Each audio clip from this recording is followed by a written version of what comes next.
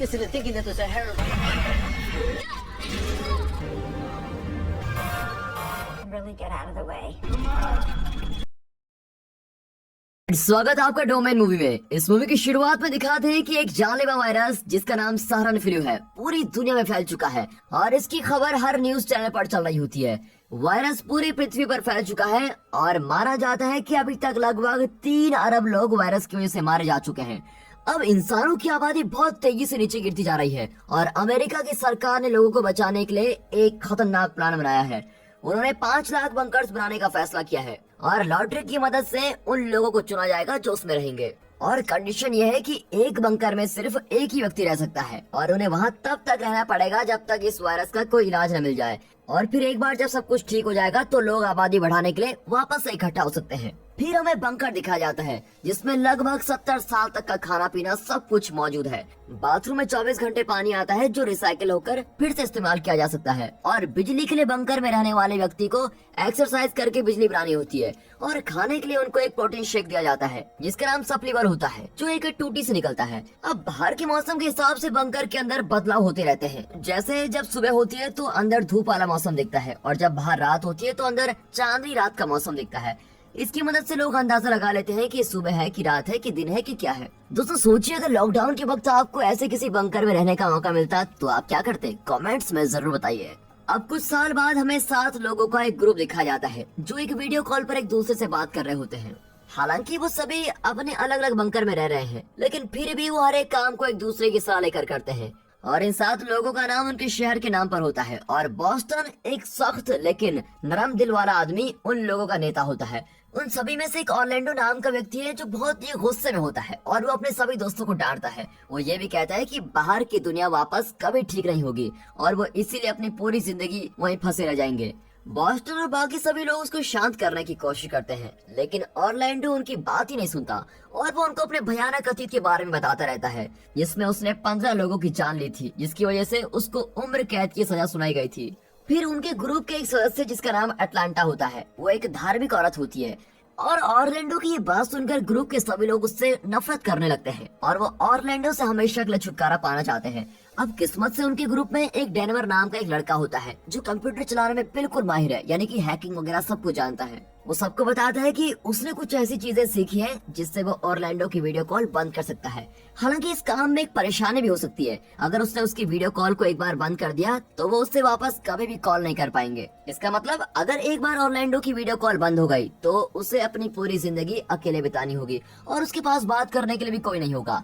अब इस बात को सुनकर इनके लिए फैसला करना थोड़ा मुश्किल हो जाता है इसलिए ग्रुप के सभी लोग वोट करने का फैसला करते हैं। अब ग्रुप के 3 लोग बॉस्टन, अटलांटा और शिकागो नाम का एक आदमी ऑरलैंडो की वीडियो कॉल बंद करने के लिए वोट करते हैं। हालांकि फोनिक्स नाम की एक औरत और हॉस्टन नाम का एक आदमी इस सजा को बहुत सख्त मानते हैं इसीलिए वो वीडियो कॉल बंद न करने के हक में वोट करते हैं और अब फैसला डेनवर के हाथ में होता है। लेकिन इससे पहले वो कुछ कहे ऑरलैंडो उन्हें खुद ही कह देता है कि वीडियो कॉल तुम बंद ही कर दो और वो उन्हें ये भी कहता है कि उनके चेहरों को बार बार देखकर वो पक चुका है। उसकी बात को मानते हुए डेनवर ऑरलैंडो की वीडियो कॉल को हमेशा के लिए बंद ही कर देता है। अब उस रात फिनिक्स को नींद नहीं आती और वो डेनवर से बात करने के लिए वीडियो कॉल करती है। वो हाल ही में वही घटना के बारे में बात करते हैं और फिनिक्स कहती है कि उन्होंने जो किया वो गलत है। हालांकि डेनर उसे कहते हुए दिलासा देता है कि ये करना उसके लिए सबसे सही बात थी। अब यहाँ ये पता चलता है कि वो दोनों एक रिश्ते में हैं। इसके बाद 8 महीने बीत जाते हैं और ग्रुप के एक सदस्य को खोने के बावजूद अब वो उसके बिना बहुत ही अच्छे से अपनी जिंदगी गुजार रहे होते हैं। हालांकि कंप्यूटर में छेड़छाड़ करने की वजह से हॉस्टन के बंकर में मौसम की जानकारी देने वाली लाइट अब अजीब तरीके से बर्ताव कर रही होती है और इसी वजह से वो काफी दिनों से सो भी नहीं पाया है।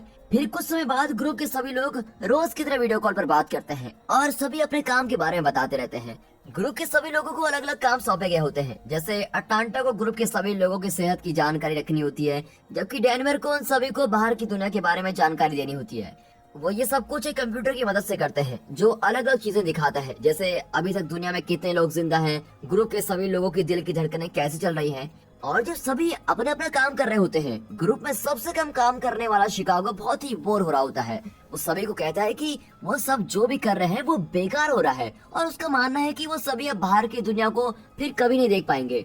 बोस्टन उसकी बात सुनकर उसको बहुत ही बुरा भला कहने लगता है, लेकिन शिकागो कंप्यूटर का एक बटन दबाता है जिसकी वजह से सभी के कंप्यूटर पर एक वीडियो चलने लगती है और वीडियो को हटाया भी नहीं जा सकता, इसलिए सभी को देखनी पड़ती है। वीडियो में एक औरत को दिखाते हैं जिसका नाम नडिया है, जिसने बंकर को बनाया होता है। वो बंकर की सुविधाओं के बारे में बताने लगती है और फिर वो ये बताती है कि बंकर जमीन से 30 फीट नीचे बनाया गया है। इसके बाद वो बताती है कि 5 लाख लोग अलग अलग ग्रुप में बांटे गए हैं और हर ग्रुप में 7 लोग हैं। वायरस के पृथ्वी से पूरी तरह खत्म होने तक सभी का काम एक दूसरे को जिंदा रहने में मदद करना होता है। वीडियो के आखिर में नडीन सबको कहती है कि इस धरती पर अब भी इंसानियत की उम्मीद है। अब कुछ दिन बाद ग्रुप के सभी लोग बात कर रहे होते हैं, तभी उनके कंप्यूटर अचानक से बंद हो जाते हैं। हालांकि बोस्टन को लगता है कि ये कुछ समय के लिए हुआ होगा और ऐसे कभी कभी हो जाता है, लेकिन बाकी सभी को बहुत ही डर लग रहा होता है कि उनके बंकर में खराबी आना शुरू तो नहीं हो गई। अब अजीब बात ये होती है कि उन सभी के कंप्यूटर एक साथ खराब हुए हैं, लेकिन उन सभी के बंकर एक दूसरे से हजारों किलोमीटर दूर होते हैं। अब बाद में दिखाते हैं तो फिनिक्स डेनवर को कॉल करती है और उसे कहती है कि किसी कमी की वजह से उनके कंप्यूटर खराब हो रहे हैं और कहती है कि ये कमी तब से आई है जब से उसने कंप्यूटर को हैक करके ऑरलैंडो की वीडियो को बंद किया है। और फिर फिनिक्स डेनवर को फिर से कंप्यूटर को हैक करके ऑरलैंडो को वापस लाने के लिए कहती है, क्योंकि उसे लगता है कि कंप्यूटर्स को वापस ठीक करने का यही एक तरीका बचा हुआ है। हालांकि डेनवर उसे फिर से याद दिलाता है कि वो उसको वापस कभी भी नहीं ला सकता, इसलिए उसको वापस लाने की कोशिश करना ही बेकार है। अब इस बात को सुनकर फिनिक्स बड़ी गुस्सा हो जाती है और उसे अपनी जिंदगी की कहानी सुनाने लगती है।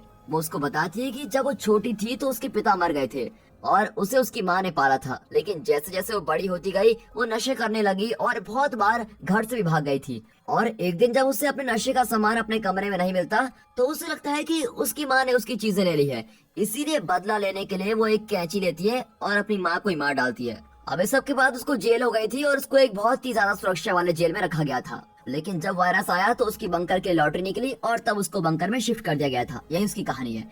अब ये कहानी सुनने के बाद डेनवर थोड़ा भौंक हो जाता है और वो उससे वादा करता है कि वो ऑरलैंडो के ट्रांसमिशन को वापस लाने में पूरी कोशिश करेगा।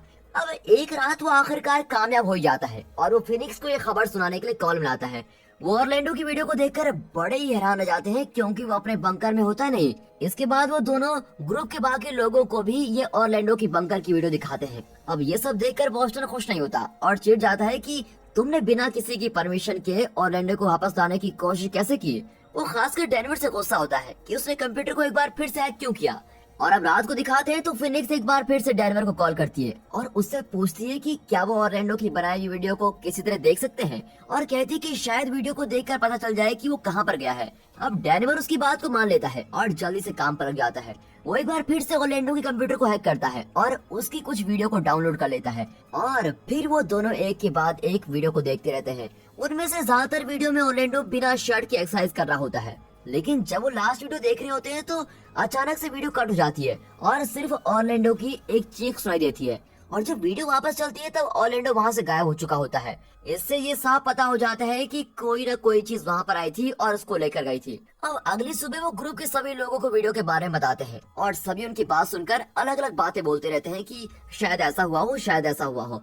बोस्टन को लगता है कि वो बंकर में सुरक्षित हैं और वो सभी फालतू में सोच रहे हैं, लेकिन फिनिक्स को लगता है कि उन्हें बंकर में से निकलने का कोई रास्ता ढूंढना होगा इससे पहले कि बहुत देर हो जाए।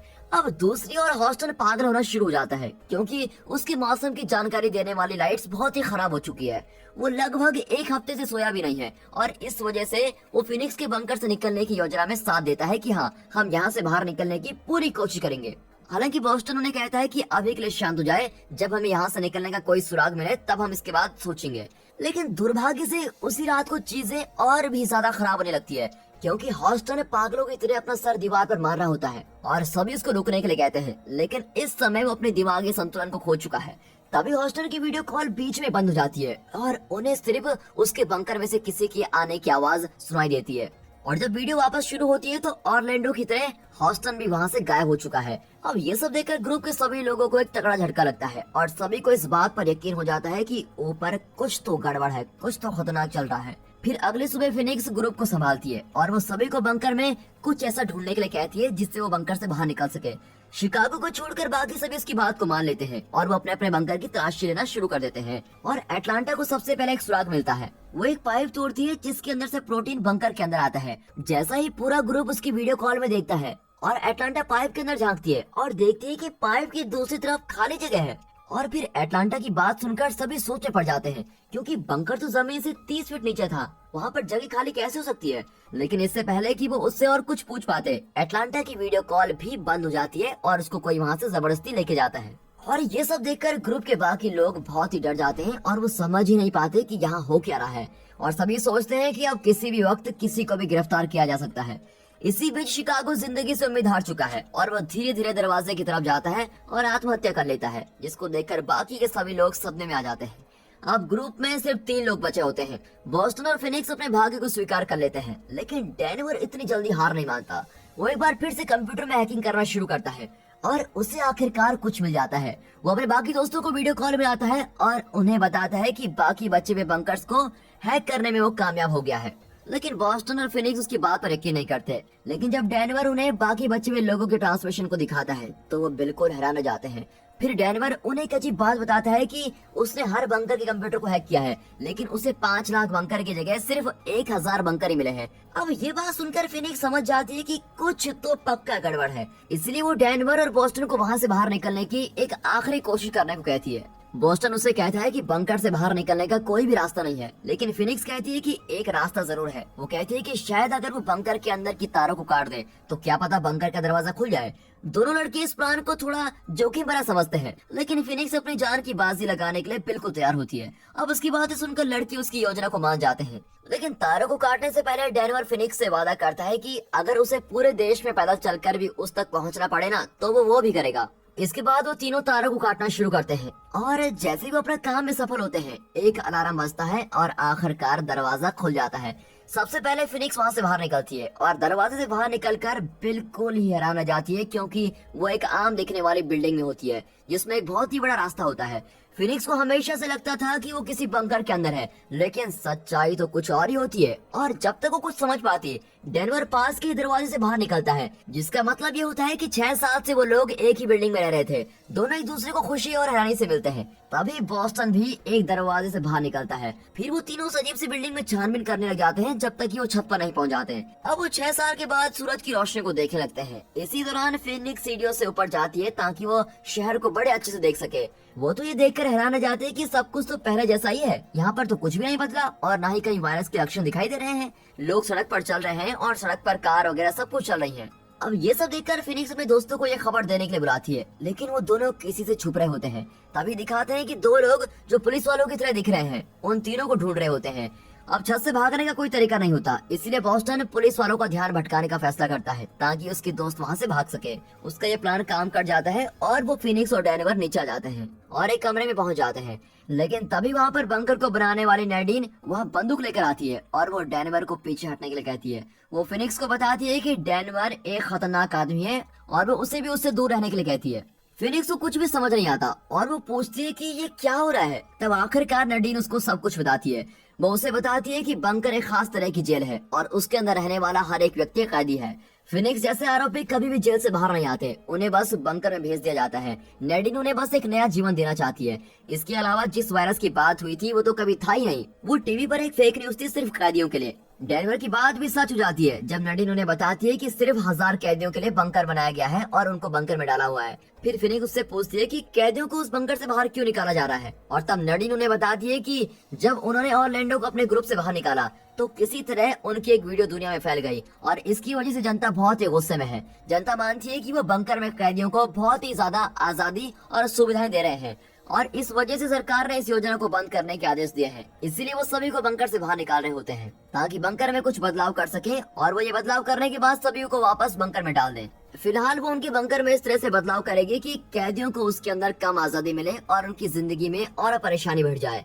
उसकी ये सब बातें सुनकर वो दोनों बड़े हैरान हो जाते हैं, लेकिन फिनिक्स अभी भी एक बात जानने के लिए उत्सुक होती है। वो नैडीन से पूछती है कि डेनवर वहाँ क्यों कैद है और वो उसको बताती है कि उसने 15 लड़कियों पर ऑनलाइन नजर रखी और उनकी बेरहमी से हत्या भी कर दी। अब इस बात को सुनकर फिनिक्स को एक तगड़ा झटका लगता है और वो समझ जाती है कि अभी तक डेनवर सिर्फ उससे प्यार करने का नाटक कर रहा था। अब जल्दी पुलिस वाले कमरे में आते हैं और उन दोनों को बेहोश कर देते हैं। और मूवी के आखिर में दिखाते हैं कि फिनिक्स और डेनवर को एक ही रास्ते से ले जाया जा रहा होता है और शिकागो को छोड़कर ग्रुप के सभी लोग वहाँ होते हैं। ऑरलैंडो भी वहाँ पर होता है, लेकिन जब वो भागने की कोशिश करता है तो पुलिस वाले उसको गोली मार देते हैं और वो वहीं मर जाता है। अब बाकी बचे 5 लोगों को उनके बंकर में वापस भेज दिया जाता है, जो अब बहुत ही भयानक कमरे में बदल गया है। और दोस्तों यहाँ पर ये मूवी खत्म।